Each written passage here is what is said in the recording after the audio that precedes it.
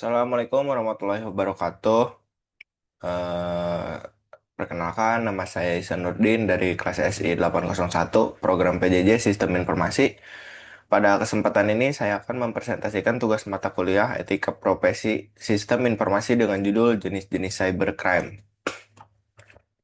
Penanggulangan, Pencegahan, dan Kaitannya dengan UU ITE.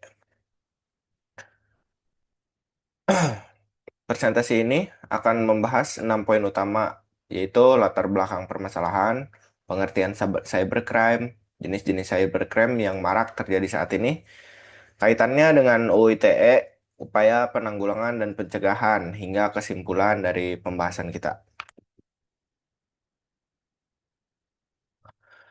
Perkembangan teknologi digital yang begitu pesat, mulai dari perbankan daring e-commerce hingga layanan pemerintahan elektronik, ternyata membuka celah baru bagi pelaku kejahatan cyber sebagai gambaran.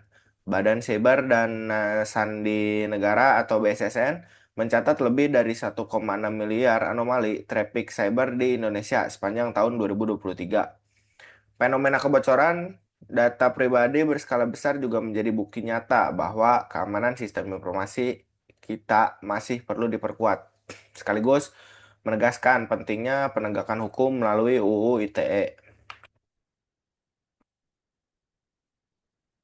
Secara sederhana, cybercrime dapat diartikan sebagai tindak kejahatan yang memanfaatkan komputer, jaringan, atau sistem elektronik baik sebagai alat, sasaran, maupun sarana untuk memperoleh keuntungan atau merugikan pihak lain. Kejahatan ini memiliki 4 karakteristik khas, yaitu bersifat lintas batas negara, sulit dilacak karena pelaku menyamarkan identitasnya, berpotensi menimbulkan korban dalam jumlah masif, dan modusnya terus berkembang mengikuti kemajuan teknologi saat ini.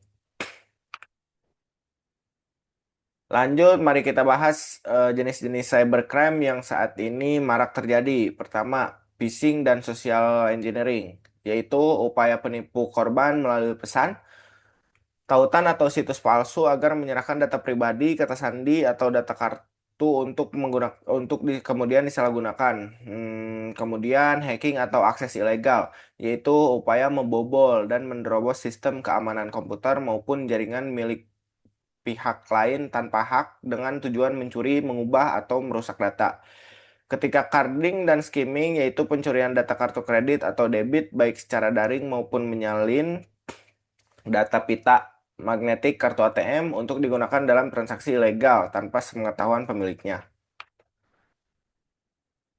Selanjutnya ada 3 jenis lain yang tidak kalah berbahaya. Keempat, ransomware, yaitu tindakan menyandra atau menginskripsi data milik individu, perusahaan, maupun instansi pemerintah, lalu meminta tebusan agar data dapat diakses kembali. Kelima, penyebaran hoaks dan konteks ilegal, seperti berita bohong, ujaran kebencian, atau pencemaran nama baik melalui media elektronik yang merugikan individu maupun masyarakat luas. Dan keenam, cyber espionage serta serangan DDoS, yaitu penyusupan untuk mencuri data atau informasi strategis dan serangan yang membanjiri lalu lintas jaringan hingga melumpuhkan layanan digital.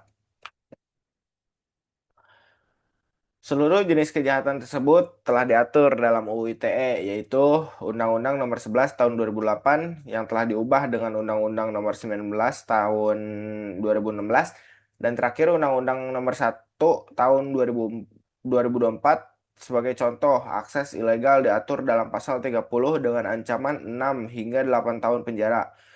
Penyadapan ilegal pada pasal 31 dengan ancaman 10 tahun penjara, manipulasi data pada pasal 32 dan 33, serta penyebaran hoaks pada pasal 27 dan 28. Selain itu, pasal 5 UU ITE juga menjelaskan bahwa bukti digital memiliki kedudukan hukum yang sah, setara dengan alat bukti konvensional dalam proses peradilan. Lanjut, dari sisi penggulangan yang bersifat represif, terdapat 4 langkah utama. Pertama, penegakan hukum yang tegas berdasarkan UU ITE, KUHP, dan UU Perlindungan Data Pribadi. Kedua, forensik digital, yaitu pengumpulan dan analisis bukti elektronik sesuai prosedur agar sah di persidangan. Ketiga, kolaborasi antar lembaga seperti Polri, BSSN, dan OJK dalam menindaklanjuti laporan insiden. Dan keempat, pemulihan sistem melalui audit menyeluruh, serta penambahan celah keamanan panca insiden.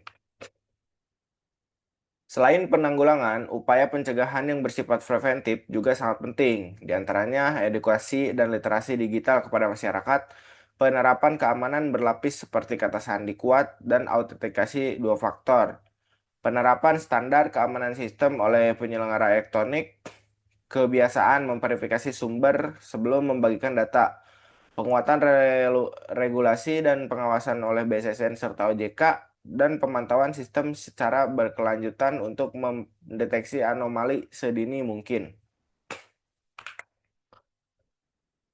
Oke, masuk ke dalam kesimpulan. Sebagai kesimpulannya, data kita dapat kita pahami bahwa cybercrime hadir dalam beragam bentuk dan terus berkembang mengikuti teknologi. UU ITE menjadi payung hukum utama yang mengatur perbuatan, sanksi, dan kedudukan bukti digital. Oleh karena itu, penanggulangan perlu dilakukan secara represif sekaligus preventif. Dan yang tidak kalah penting, kesadaran etis serta literasi digital menjadi kunci agar teknologi informasi dapat dimanfaatkan secara bertanggung jawab oleh semua pihak. Demikian presentasi yang dapat saya sampaikan mengenai jenis-jenis cybercrime, penanggulangan, pencegahan, dan kaitannya dengan UU ITE. Kurang lebihnya saya mohon maaf. Terima kasih atas perhatiannya. Assalamualaikum warahmatullahi wabarakatuh.